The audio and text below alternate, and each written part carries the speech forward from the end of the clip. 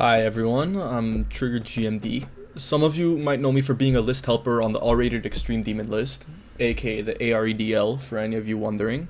Welcome to my series where I'm going to be rating all the levels on the R-rated demon list. I'm sure that many of you who have clicked on this video know about Nothing is Scary series where he rates the Pointer Crate demon list, and if you don't know what his series is, he evaluated and criticized 10 levels of the demon list at a time in a 15 video series, giving each level a score out of 10. Quite frankly, I feel like it wasn't enough, as this is one of my favorite GD related YouTube series of all time, and I'm kinda sad that it had to end as fast as it did. That's why I'm deciding to do this series, but with literally every extreme demon in the game, as I think his idea could be taken a lot further.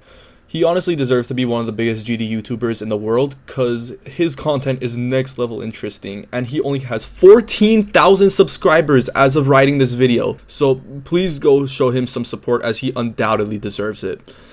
Anyway, because this is my adaptation of the series, I'm going to be making some changes of my own to this idea. First of all, the way I'm going to be rating the levels is going to be very different from the way that Nothing is Scary rated his levels. I'm going to try to make my ratings of these levels as objectively subjective as possible. Chances are you're probably confused about what I mean. If you've ever seen Technical's ranking every extreme demon that I've completed videos, you'll know that he rates his levels to have an overall score out of 3 categories. This limits the amount of subjectiveness that the reviewer can have because multiple factors, each with their own respective rating, go into the opinion, making it much more accurate. I'm going to take that system and make my own categories to rate the levels on. So there are going to be 4 categories: gameplay, decoration, creativity, and song usage. In Technical's video, each of these factors are worth a different amount of points because some of these factors are more important than others. Like, why would you make gameplay worth as much as song usage if there is no point in paying attention to what song a level uses if the level isn't even worth playing to begin with? So with that, my score system is going to be out of 100 points.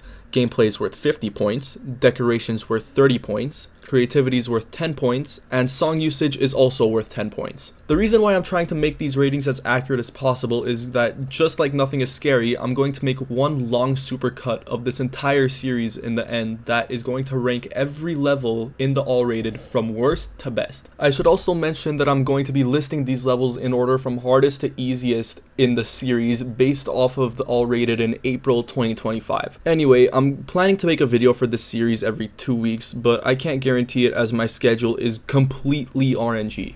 Anyway, with that said, enjoy the first video of a series that's going to be filled with joy, anger, and everything in between. Enjoy rating every extreme demon in the all-rated demon list. Okay, so first off, we have Tidal Wave.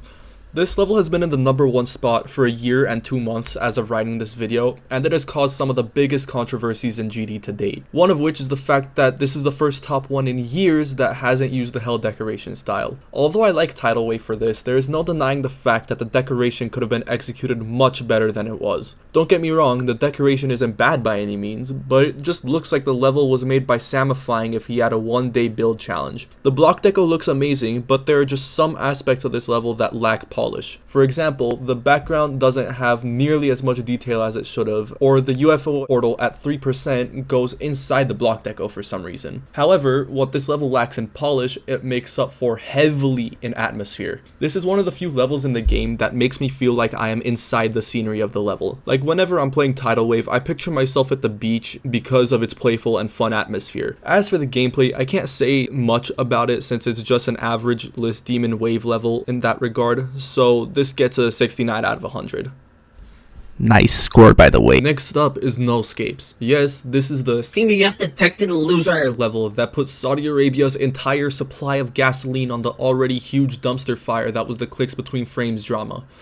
Honestly, I'm a huge fan of this level, but as much as I want to put this in the top 15 best levels in this series, I just can't see how the gameplay for this level would be enjoyable. I've already had my fair share of people complaining about Shardscapes' gameplay, but taking the gameplay of that level, ramping up the difficulty tenfold, and adding a level of RNG through rapidly switching orbs is not my idea of a fun experience. However, just like Tidal Wave, the atmosphere in this level is something else. I would even go out of my way to say that this level has the best atmosphere in all of GD history. The decoration's very good, and the world building in this level is so unique and flawless. My only problem with the deco is that each block takes about 30 to 50 objects simply for this extra effect where the blocks are slanted when they pop into the screen. This is such pointless unoptimization, and it dragged the decoration category down a bit. However, it's still sitting at a nice 78 out of 100. The third level I'm going to review today is BOOBAWAMBA. This level just got raised to top 3 just as I was writing the script for this video, and it would be an understatement if I said it threw the community in for a loop. Since BOOBAWAMBA got moved to 3rd, I've seen a lot more hate towards not the placement, but the level. The one thing I've noticed is that people judge a level a lot more harshly when it's placed higher on the demon list. However, I don't understand the hate towards the level at all. It uses a gimmick where you have a flashlight to see through the fog ahead of you, and I think this is really cool because it gives the feeling that you're like a lost soul and you're trying to navigate this hard to see terrain. I also really like the fact that this level turned out looking as well as it did while using absolutely no block decoration whatsoever. The gameplay isn't bad either, as I have 18% on this and the level wasn't frustrating to play at all, actually. All in all, this is a solid 75 out of 100.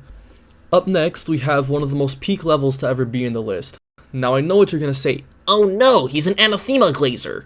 And I just want to point out that I am not one, but I can definitely see why people glaze the hell out of this level. The decoration is really unique and good, and the gameplay is amazing. When I say that this was the best way Nitrodox could have ended the dedication series, I mean it. This was one of the best sequels to any level I've seen, and the song is amazing as it perfectly complements the level. My only problem with the level is that I really don't like the swing copter part, and it sucks that an entire part serves as a choke point that is that far into the level. That's the kind of thing that you would see in many old top 1s that many people hated. The second problem is more of a nitpick if anything, but I feel like the callbacks to the dedication series are too few and far between. There's only one 6-second part in the whole level that makes references to Allegiance and Renovant, and it makes me feel like it isn't enough.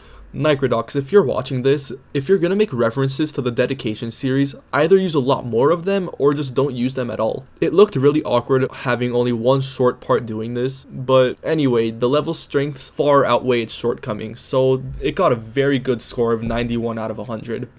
The next level I'm gonna review today is Avernus. I'm gonna start off by saying that I am not a big fan of this level at all. I'm definitely against fixed hitboxes, and it really irks me that this level's host was so desperate to make this level get the top 1 spot that they decided to throw the level's gameplay out the window just to do so. The decoration's also pretty good, but the ending part with the Pillsbury Doughboys kills all the seriousness this level had going for it for me. It's also the most blatant copy of the Golden there is when you notice it, because the gameplay is the same, if not more awkward than the Golden's gameplay already was, and it's the most boring slop I've ever seen. I kid you not, my brain fell asleep when I first saw this showcase for the level when it came out. That's not to say that this level's bottom of the barrel trash that belongs in a dumpster, but it's some of the most monotone gameplay and deco I have ever seen, and I resent it for that. This level gets a 46 out of 100.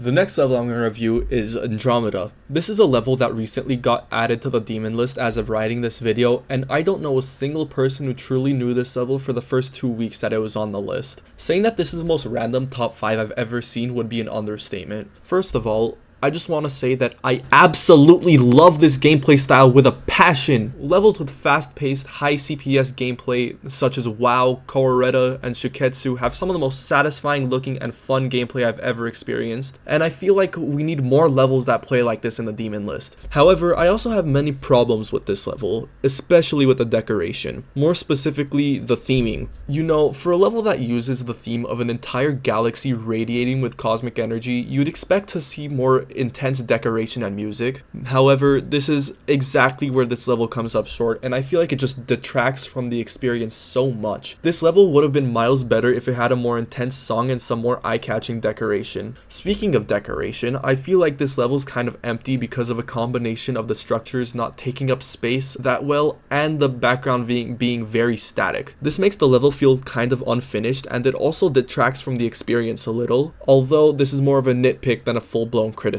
Anyway, the gameplay heavily carries the rating of this level because every other category was severely lacking. This level gets a 67 out of 100. Next, we have a level whose gameplay I think is slightly, and only slightly, overhated. Contrary to popular belief, I feel like Acheron's gameplay is actually fun and it fits the level very well. Now, I know the score doesn't reflect that, as this is being scored lower than most of the other levels in this video, but remember that my scoring system was meant to be as accurate as possible so that it rules out at least some of the bias that I have for a handful of levels in these series. Because I could have easily given this a 90 out of 100, but I wanted to keep myself from doing that because it just wouldn't sit right with me for giving a level a very high score just because I said so. Now, I can just hear Whirlwind and Nothing Is Scary yelling at me right now, saying that the exact point of these videos is for you to be as subjective as possible. But just know that it's my subjective opinion to not let my subjectiveness go rampant, because I'm convinced that most, if not all, of my takes are some of the worst that this game has and will ever see. If you want a little taste of this, just know that I think the Crackhead Circles song is in the top 5 best songs in the demon list as a whole. Anyway, back to Acheron. I think the gameplay in this level looks pretty fun, and it looks so satisfying to do runs on this level, especially the drop and the ending. Another thing that this level does surprisingly well is atmosphere, but in the exact opposite way from what I praised Nullscapes and Tidal Wave for. This level actually doesn't do any world building at all, but the true atmosphere lies in how intimidating this level feels. This level, along with Slaughterhouse and Deadlier Clubstep, just to name a few, gives me this feeling that I should keep away from it just because of how unnerving it looks and feels to play. This is a truly exceptional thing to pull off, because this level simply uses 1.9 decoration and it still manages to have this menacing ambiance to it. This is something that I will always praise it for, and it gets a 70 out of 100. Silent Clubstep, the garbage can of an impossible level with such horrific gameplay that it makes me want to gouge my eyes out. Why would anyone want to verify this and bring it to the demon list, and why would RobTop himself want to rate this over actually good levels like Dex Dark? I will never figure this out, but RobTop, you have truly baffled me with this one. The most surprising thing as to why this got rated is that this didn't even look good for 1.8 standards. This level also has gameplay so bad that your fingers will want to disconnect themselves from your hand, grow legs, and run away, never to be seen again. Not to mention this level was hack verified, so the level is so unbalanced that it isn't even funny. Like, you'd expect me to think that a relatively open UFO part with a couple of little gravity and mirror portals here and there compares to the 8 jumps of hell from zero. I'll give this level one thing. It brought the community together for the verification race, and it also caused the creation of this banger video by Math Genius. But the level itself is an absolute shithole.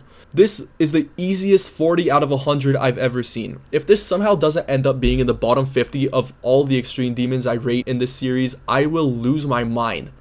We have now come to the long-awaited and well-deserved sequel to Zodiac that people hate for some unknown reason that I cannot wrap my head around to save my life. Spectre is a fun-looking level that captures everything about Zodiac and turns it up to 11. It just had to use a Creo song, and what better song to use than In Circles? This song is probably one of Creo's best, and it makes me love the level that much more. The level also goes out of its way to make sure that every part looks different from each other to emulate Zodiac's mega collab aesthetic that was very common back in 2017, and I love that that much care was put into the details of the theming of this level. The thing that really surprised me, however, was that people hate the level for this exact reason, saying that the quality is inconsistent in the deco throughout this level. Like, this is exactly what the level was trying to do. If you can't appreciate the level for what it accomplishes in terms of theming, then just say you don't like the level's theming. You don't have to hate on the level for that reason. This is no reason for you to say the level is bad and I'm going to hate on it with every fiber of my being and say that Spectre ruined Zodiac's reputation. The deco and gameplay are also a lot better than Zodiac, but they are still reminiscent of Zodiac's style, and I applaud it for that. I don't have a single complaint about this level. Spectre gets an 87 out of 100.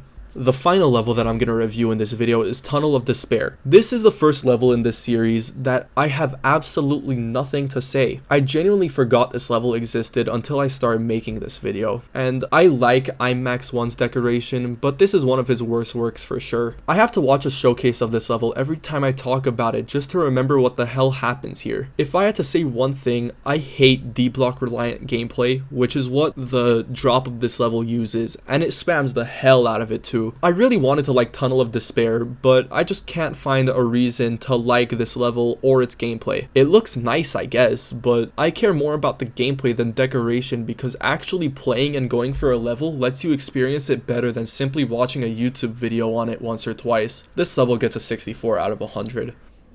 Anyway, I hope you liked my first installment of the Rating Every Extreme Demon in the All-Rated series. This is my first attempt at GD review content because the GD community could always use another level review content creator, which is what I aspire to become eventually. Anyway, hit the like button if you enjoyed the video, and if you want to see content like this from me more often, hit the subscribe button. You might as well anyway, it's free. Also, if you want to, feel free to DM me on Discord if you want to help me with rating all of the levels in this series, because this is going to be no easy task whatsoever, because there is actually a spreadsheet that I have that contains all of the level ratings where you guys can actually suggest changes for me or add new level ratings as you see fit. Anyway, that's all from me now. Bye guys.